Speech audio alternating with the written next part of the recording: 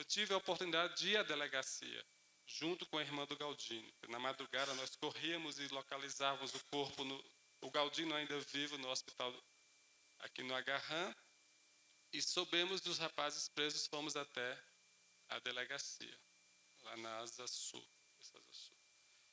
E eu lembro que a irmã do Galdino, ela queria entrar para ver os rapazes. E a gente temia a reação que ela teria diante dos assassinos do seu irmão.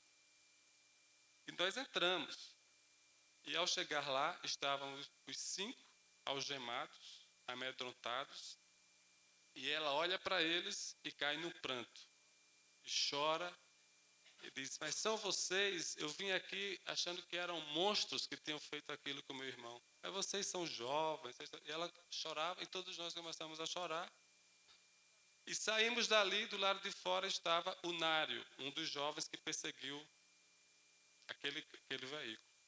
E esse menino, isso já 2 horas depois do acontecimento, ele só conseguia falar. Eu vi um corpo humano em chamas. Alguém tocou fogo no corpo humano. E ele repetia, e repetia, e repetia. E eu começava a pensar na juventude do Nário, na juventude dos 5 que estavam lá dentro. E o Nário nos faz crer que é possível a gente mudar essa situação. O Nário, assim como tantos outros jovens que hoje estão aqui, nos animam a lutar contra esse mal que atinge a nossa sociedade. E por isso a gente acredita que eventos como esses são importantes na luta nossa diária contra toda forma de discriminação, contra toda forma de racismo. É preciso que cada um de nós, a cada dia, se sinta mais encorajado. Inclusive para tirar da invisibilidade os milhares de pessoas que vivem no Brasil e vivem no mundo inteiro. E essa questão da discriminação, ela se manifesta no dia a dia, mas ela se manifesta através das relações humanas, interpessoais, mas ela se manifesta também nas relações que o Estado estabelece com a sociedade. E para vocês terem uma ideia, o Estado brasileiro, que historicamente se sabe ser constituído a partir da invasão de territórios indígenas, ele hoje vive um dilema interno, um dilema até inexplicável, porque ainda insiste em negar a existência de povos indígenas no Brasil. Nós temos 2 órgãos que se conflitam em dados estatísticos. O IBGE diz que a população indígena do Brasil corresponde a 743 mil pessoas. Isso significa quase nada em relação aos 10 milhões que aqui moravam quando os invasores chegaram. Mas a Fundação Nacional do Índio, a FUNAI, só reconhece 430 mil.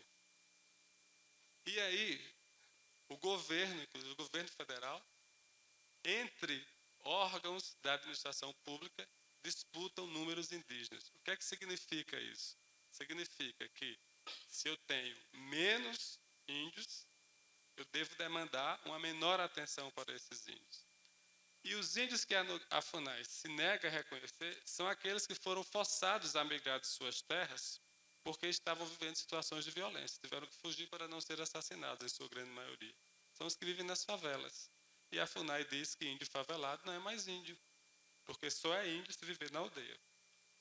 Quer dizer, como nós podemos admitir, depois que caminhamos ao longo desses mais de 500 anos, que temos uma Constituição Federal desde 1988 que reconhece aos povos indígenas o direito originário sobre as terras que ocupam tradicionalmente, mas reconhece também o seu direito a se auto-identificar. Nós temos tratados internacionais como a Convenção 169, da qual o Brasil é signatário, que também reconhece essa capacidade de auto-identificação dos povos. E a gente ainda assiste hoje um Estado que nega a identidade de povos indígenas. O mesmo Estado que massacrou, que tentou aniquilar a todos através das práticas de genocídio, hoje os aniquila colocando-os na invisibilidade. E nós temos hoje no Brasil duas situações de povos invisíveis. Esses, os urbanos, marginalizados nas periferias, e aqueles que estão ainda sem contato. Hoje no Brasil, pelos dados do CIMI, existem cerca de 55 povos vivendo na mata sem qualquer contato com a nossa chamada civilização. A esses povos, a Constituição é clara, deverá o Estado brasileiro interditar as áreas por onde eles perambulam e evitar que invasores adentrem o território tradicional. Mas isso não está acontecendo. A cada dia nós temos informação do avanço de madeireiros, de garimpeiros, e esses 55 povos são hoje ameaçados de extinção. Se nós pegarmos os relatórios do CIMI, que analisam os dados da violência contra os povos indígenas no Brasil, a gente consegue perceber o grau de discriminação existente também contra índios. Porque em estados da população indígena é maior, como no Mato Grosso do Sul, nós temos uma média de 4 assassinatos por mês de índios. Então vocês imaginam uma população de 60 mil pessoas, 4 índios assassinados por mês. Para nós, isso é uma situação de genocídio.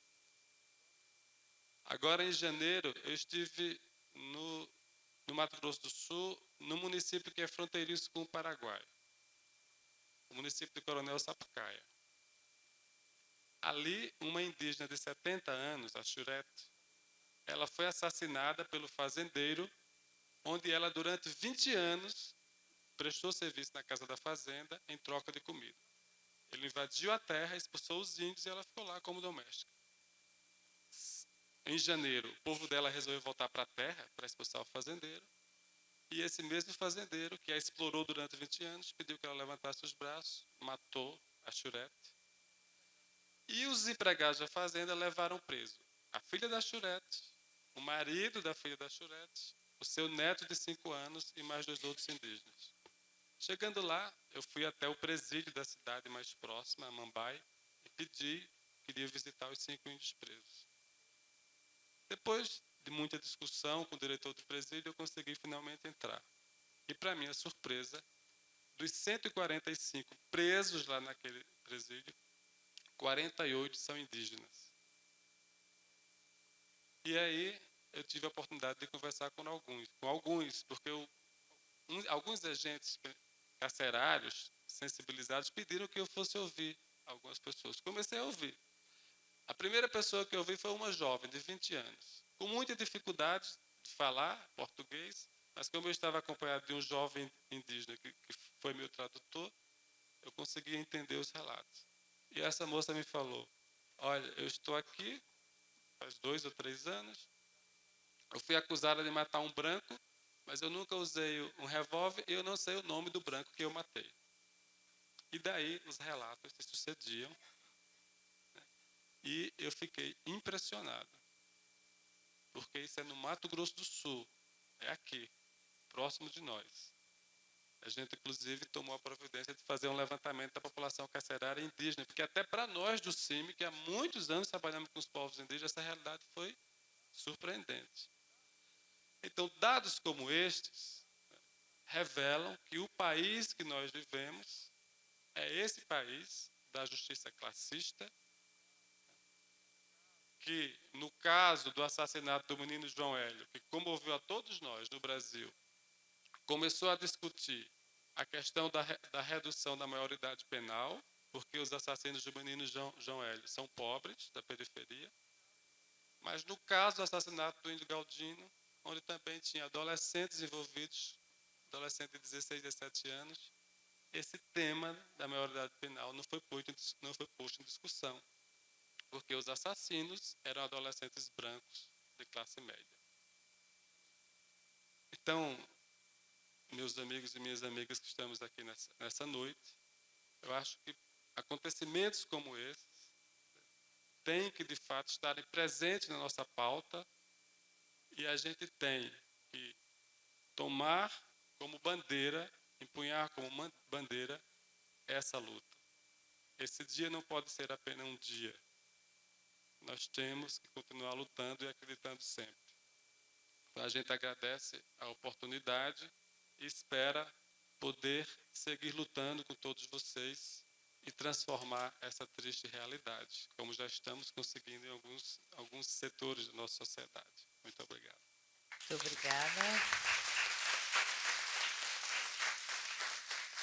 Agradecer ao Saulo Ferreira Feitosa e passar a palavra ao coordenador do Grupo de Estudos Afro-Brasileiros da Universidade de Brasília, da UNB, o professor Nelson Olocofá Inocêncio. Prazer imenso tê-la aqui. Todo meu. Boa noite.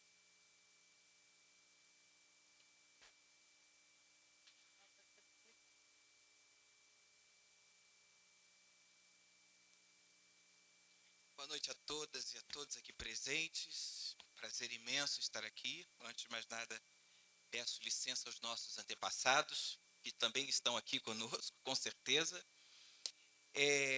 Eu gostaria, bom, antes de começar, a pedido do Jorge Bilola, lembrar que a presença da senhora Lorenza Carion, da Embaixada da África do Sul, que é o país onde aconteceu o massacre de Sharperville, e lembrar que no ano de 2004 a Embaixada deu o apoio integral ao evento Kizomba, que aconteceu aqui em Brasília, tá? Ao projeto Kizomba, tá? É isto. Bom, eu vou ser breve, até porque nós já estamos, nosso tempo já está quase que estourado. Eu só queria, na verdade, eu fui convidado para falar um pouco sobre a questão racial e inclusão na educação brasileira. Bom, lembrando um pouco o episódio que marca esta data, né, a gente fala de 1960. Nos anos 70, há um outro massacre na África do Sul de proporções também significativas, que foi o massacre de Soweto, em 1976. E tantos outros massacres aconteceram nos chamados Bantustões, na África do Sul. Concomitantemente, diante dessa realidade, eu acho que houve o estarrecimento internacional e o apartheid só caiu porque, efetivamente, o mundo, de alguma forma, a comunidade internacional se indignou com a tamanha violência do regime. Nós tivemos, ao longo desses anos, desses 40 e tantos anos, aconteceram 3 conferências. A última foi a de 2001. Mas a Conferência Internacional, a Conferência Mundial de Combate ao Racismo, a última chamada a Conferência Mundial de Combate ao Racismo, Discriminação Racial, Xenofobia e Formas Conexas de Intolerância, são a evidência de que, efetivamente, não basta que percebamos as iniquidades. Objetivamente, a gente precisa de implementar algumas políticas, algumas ações que sejam fundamentais.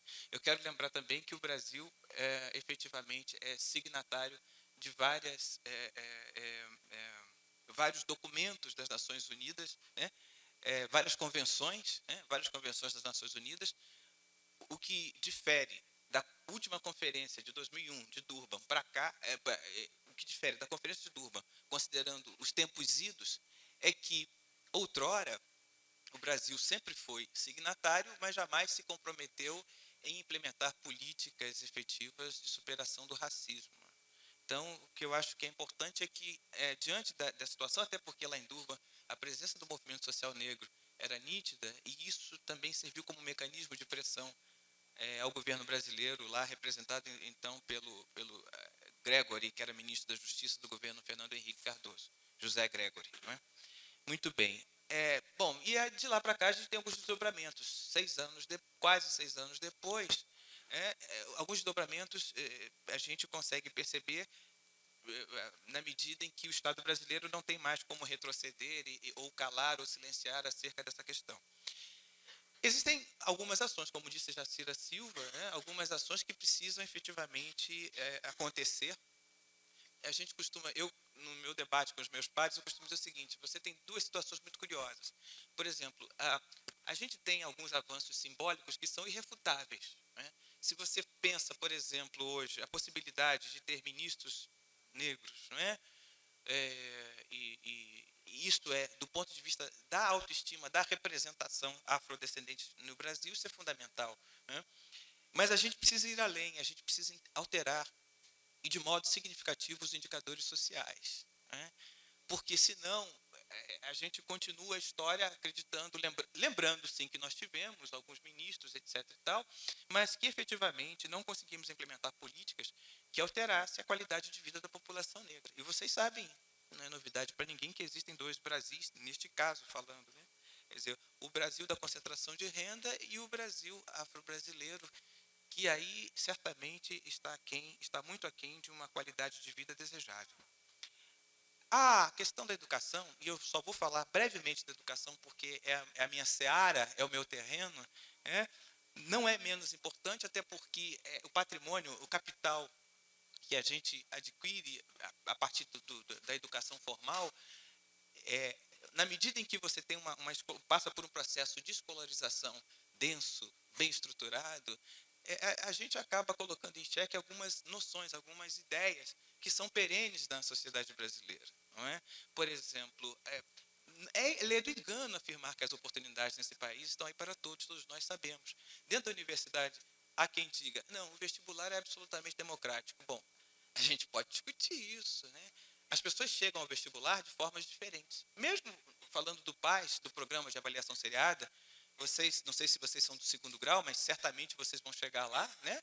Naquele programa que você faz uma prova no primeiro ano, segundo e terceiro, e a média das 3 avaliações permite o acesso direto à universidade. As pessoas chegam em condições muito distintas em todos esses processos. Então, a discussão em relação à educação basicamente essa. Nós temos 2 flancos, 2 frentes, basicamente. Uma é a inclusão e permanência, porque não é só a inclusão, né? A gente tem que saber, se você pensa em termos de evasão escolar, é sabido, né, que, sobretudo os rapazes, né, jovens, né, muito cedo, precocemente saem das escolas porque tem que trabalhar, porque tem que engrossar a renda, etc. E tal. E aí, é óbvio, essa maioria é negra, né? Não há dúvida quanto a isso.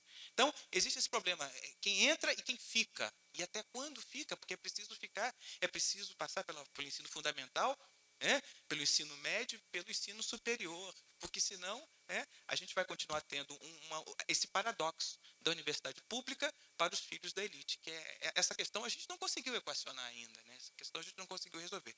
Então, um flanco é esse, da inclusão da população negra até, né, os níveis mais altos de escolarização. E o segundo é a democratização dos conteúdos curriculares. Este é um outro processo. E está aí a Lei 10.639, que é um grande desafio, né? A gente precisa formar essa moçada. E quem é que vai formar essa moçada sobre os conteúdos alusivos à história e à cultura afro-brasileira? Que qualificação? Porque noções sobre África existem, né? Existem noções sobre África fantasmagórica, noção sobre África caricata, noção sobre África exótica.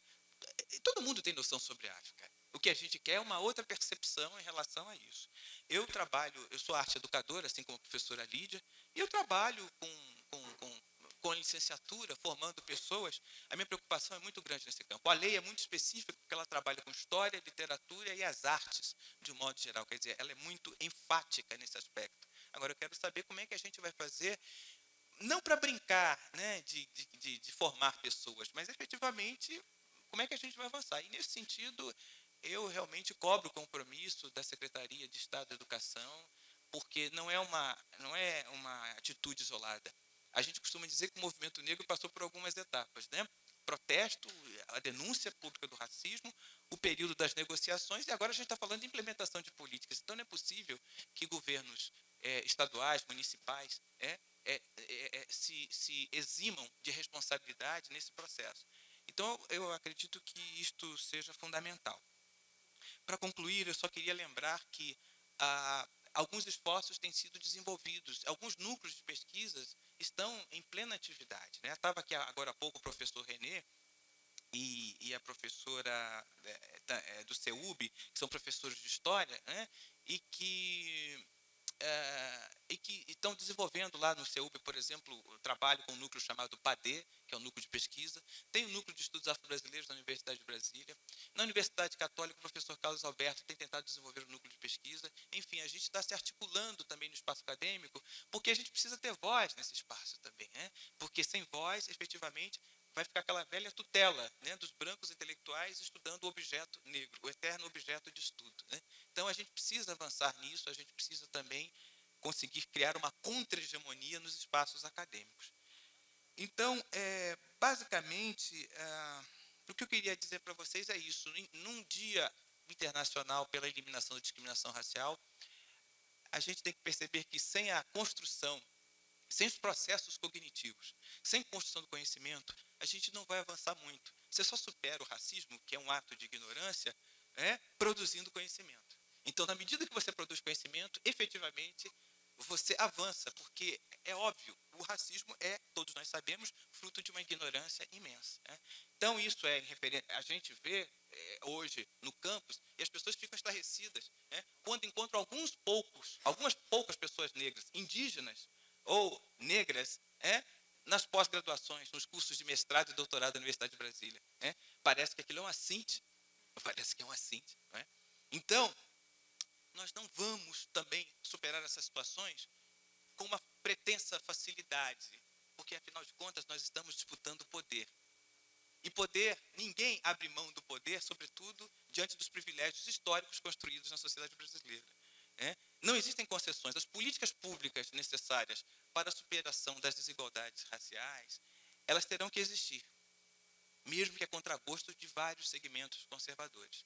E isto a gente vai precisar fazer, obviamente, contando com o apoio do movimento social negro, porque sem ele não adianta a gente achar que é o Estado que vai resolver sempre. Se não houver a voz do movimento social ali, incomodando, dizendo, não, o procedimento não é esse, precisa ser de outro modo, se não estiver agradando, vai para a passeata, vai para a rua, como as marchas, as 2 marchas do MB+10 que aconteceram em 2005, e tem que ser assim, tem que ser assim. O processo é longo, não é uma coisa tranquila, mas eu também não posso ser apocalíptico, eu não posso ser fatalista nesse processo. Eu tenho que reconhecer que existem alguns avanços. Se eu não reconhecer que existem alguns avanços, eu não estou reconhecendo a legitimidade e a importância do movimento negro. Então eu preciso ter isso, eu preciso ter essa lucidez. Perceber que aqui o que estamos fazendo, outrora, imagine vocês se alguns anos atrás teria sido possível homenagear um artista afro-brasileiro, ter essa sala lotada, ainda que apesar do horário, etc. E tal. Então, tudo isso é muito significativo. E tudo isso é história. Tudo isso é história. Sabe? A gente faz história o tempo inteiro. E nós somos sujeitos da história. Então, eu quero concluir dizendo com essas simples palavras e agradecer a presença de todas as pessoas aqui, pelo desejo de estarem participando. E quero lembrar ao Lu que não foi uma escolha aleatória, foi uma escolha muito bem pensada, o seu nome aqui para esta homenagem. Quero lhe agradecer também, porque a gente fala muito sobre formação, nossa formação escolar, cultural e tudo, e a gente esquece o poder que as imagens têm na nossa formação. Então, cultura visual é algo fundamental. As imagens nos seduzem, nos enganam, mas também podem nos conscientizar. Não é? Então, o que eu acredito que é fundamental nesse processo é a importância de uma obra artística que para nós está dizendo, existem outros caminhos, existem outras possibilidades, porque existem outros olhares. Tá bom? Só queria lembrar, Lu, fazendo uma singela homenagem de algo que me ocorreu e eu escrevi essa coisinha, de repente resolve ser poeta, quer escrever. Então, eu escrevi uma coisinha simples para você, que é mais ou menos assim. Olu Melo, artista, para nós, algo mais, um elo. Ele lembra as cores da unidade africana, o preto, o verde, o vermelho, o amarelo. Olu e sua estética, um paralelo que se distingue de todas as imagens vãs que você não quer e eu também não quero. Obrigado, gente.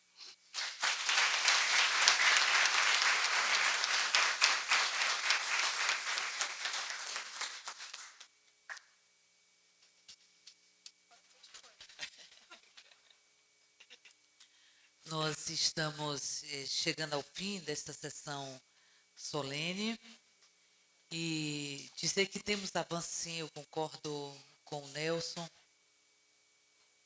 Nós temos uma Secretaria de Políticas para a Igualdade Racial que, pela sua própria existência, já é um reconhecimento de que não há igualdade racial no Brasil. Vemos aqui o relato da discriminação que atinge a população indígena e muitas vezes eu me pergunto se tanta comoção despertou em todos nós o massacre de judeus e ciganos, que é um ato bárbaro conhecido mundialmente como um ato de violação de direitos, e me pergunto como ficaram invisíveis as pessoas que morreram nesta terra, os nossos indígenas, e tantas que morreram nas senzalas ou nos navios negreiros. Talvez em quantidade tenhamos um número muito mais significativo em um único país. E penso muitas vezes que ainda persistem, resistem, alimentadas por uma naturalização de violação de direitos e de desumanização as casas grandes e as senzalas. Mas ainda existem os quilombos também. E é o movimento social e tantas frentes que se abrem na perspectiva de que possamos construir uma nova sociedade. Não tenho nenhuma dúvida que lotam, talvez as cadeias do Mato Grosso do Sul, um número significativo de indígenas, mas as cadeias do Brasil estão lotadas por uma população negra, uma população de baixa renda e uma população jovem.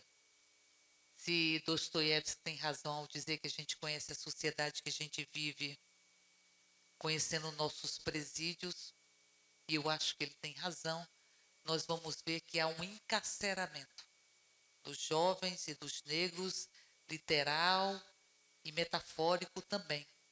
E se a gente olhar o mapa da desigualdade neste país social, ele é negro e é feminino. Negro e feminino. A pobreza é feminina e a desigualdade, a exclusão social é negra e feminina. Por isso me parece que trabalhar com política de igualdade racial e também de equidade de gênero significa trabalhar na perspectiva da construção de uma sociedade igualitária de forma estruturante. Acho que não é mais possível violar direitos e, ao mesmo tempo, avançar em outros direitos. Nós estamos numa encruzilhada, eu diria. E só vamos avançar na construção de uma sociedade igualitária se combatermos todas as formas de discriminação, as que se vê e as que não se vê, só se sente. Até porque o Nelson foi muito feliz ao dizer que se criou por muito tempo um mito da igualdade.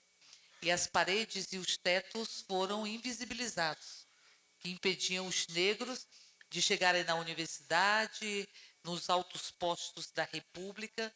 E ao invisibilizar, primeiro que não existe e não se combate. E essa foi a grande função do movimento negro. Primeiro, o resgate da autoestima que foi relatada aqui pelo Saulo, dessa crise de identidade de autoestima de 2 jovens ou 3 jovens indígenas.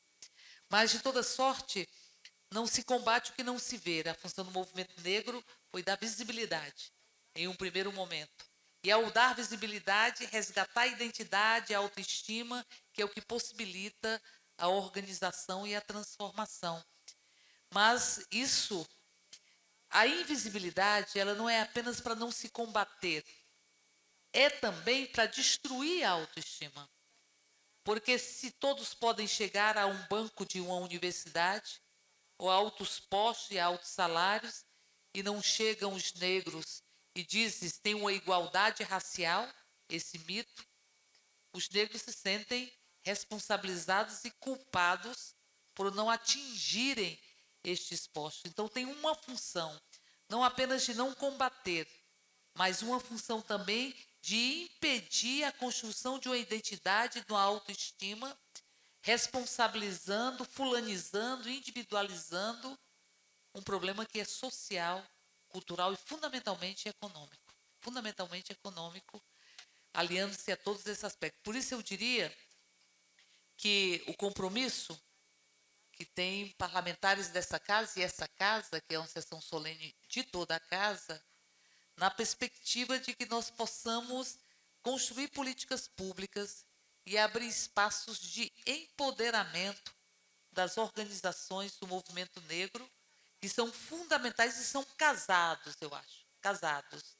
Então, portanto, eu vou sugerir ao deputado Paulo Tadeu que possamos realizar conjuntamente um debate, uma discussão, uma reunião com as entidades da sociedade civil e também com as entidades do Estado, que adentram na perspectiva da construção de uma política de igualdade, Fundação Palmares, CEPI, enfim, a universidade, enfim, para que nós possamos discutir um orçamento, que eu acho que é importante. Vamos entrar na discussão do PPA, que a Jacira falava aqui da delegacia racial, mas isso nós não temos poder para estabelecer, podemos assegurar recursos no orçamento. E discutirmos uma série de elementos do ponto de vista da implementação da lei, do resgate cultural, que inexiste da forma como deveria existir no Distrito Federal, até porque as leis, elas são frutos de um avanço, eu acho, e de uma compreensão da sociedade, mas muitas vezes frutos de signos de avanço. Elas são instrumentos de conquistas do direito, mas elas não, por si só, não asseguram o direito. É preciso que elas sejam instrumentos, utilizados enquanto instrumentos por um movimento e por um sistema distrital, que eu acho que nós temos que construir aqui no Distrito Federal. Eu falo com o João, que está presidindo o Conselho, um sistema distrital de promoção da igualdade racial, onde a gente conte com todos os órgãos que podem ser sujeitos desta construção e, ao mesmo tempo, com os instrumentos, e que a gente possa, a partir daí, mudar a realidade das políticas públicas. Ainda que nós tenhamos noção de que a universalização das políticas, ela atende à população negra, que é a que mais tem a ausência de políticas públicas, nós temos que construir ações afirmativas de forma mais efetiva, até porque nós temos pressa. Nós temos pressa. Nós temos pressa de acabar com todos os signos da desigualdade racial. Nós temos pressa, que é a pressa pulsante do ser humano e da construção de uma nova sociedade. Por isso eu diria que temos que definitivamente impedir as inúmeras reedições das casas grandes e senzalas que nós vimos na história desse país e continuamos vendo. Eu me pergunto que o apartheid, que durou 48 anos na África do Sul, que é uma legislação, um arcabouço legal que justifica a desigualdade, a apartação completa, o impedimento de relações sexuais entre negros, negras e brancas, enfim, de toda sorte de apartação, de sentar num banco no mesmo lugar do ônibus, enfim. Mas nós vivemos outras formas de apartheid, mais sutis, que têm que ser visibilizadas, porque por serem mais sutis, são mais difíceis de serem combatidas. Acho que avançamos muito e ainda temos muito que avançar. Com certeza, o deputado Paulo Tadeu, falo em meu nome e em nome dele, tem um absoluto compromisso nesse sentido. Então, por fim, nós estamos aqui agradecendo a presença de todas e de todos, dizer que esta noite é uma noite de todos nós, porque é uma noite do Olumelo, é uma noite que nós estamos homenageando. E eu digo assim, tem pessoas que abarcam um universo imenso de outras pessoas, que se sentem representadas nela. Você é uma dessas pessoas. E pessoas, porque o ser humano é assim, se ele não for cuidado, ele não sobrevive. Tem outros seres vivos que não precisam ser tão cuidados para sobreviver. Nós precisamos ser cuidados desde que nascemos. E precisamos ser cuidados a vida inteira. Acho que nós temos um cuidador de pessoas. E, portanto, quando nós estamos nesta homenagem, proposta pelo deputado Paulo Tadeu, nós, em verdade, estamos homenageando cada uma e cada um de nós pelo que a sua história representa na construção dessa compreensão de defesa de direitos indivisíveis, universais e de direitos interrelacionados. E eu encerro, portanto, essa audiência, mas antes disso, convido a aluna Melissa, que é estudante do Centro de Ensino Fundamental 4, para entregar uma escultura da artista plástica Ana Campanella ao nosso querido Olumelo, e é uma homenagem simbólica, singela, mas que tem uma imensidão de sentimentos e de agradecimentos a você. Convidamos uma jovem para entregar ao pai de todos nós, como disse a Jacira, esta pequena homenagem. Você. Eu queria,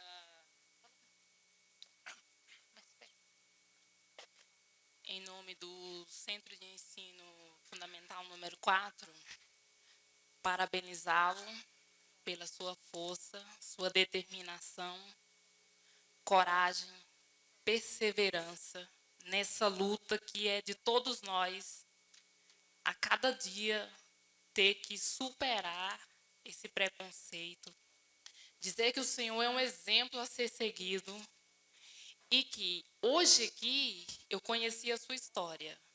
E a sua história eu vou passar para os meus filhos, meus netos e toda a minha geração. Parabéns.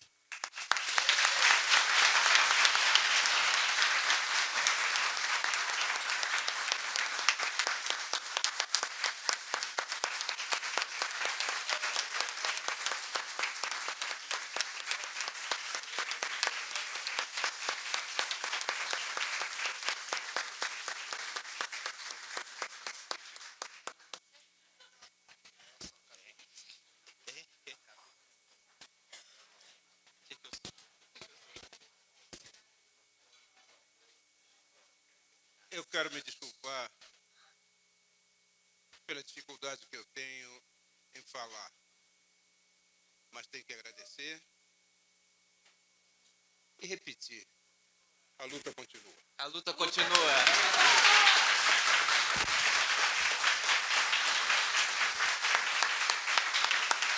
Agradecendo a todas e todos e rendendo as nossas homenagens ao Olumelo, agradecendo pela sua existência, pela existência da sua família, da Lídia, de todos aqueles que sempre acreditaram que é possível a construção de uma sociedade que caiba a todos nós. Declaro encerrada a presente sessão. Muita axé.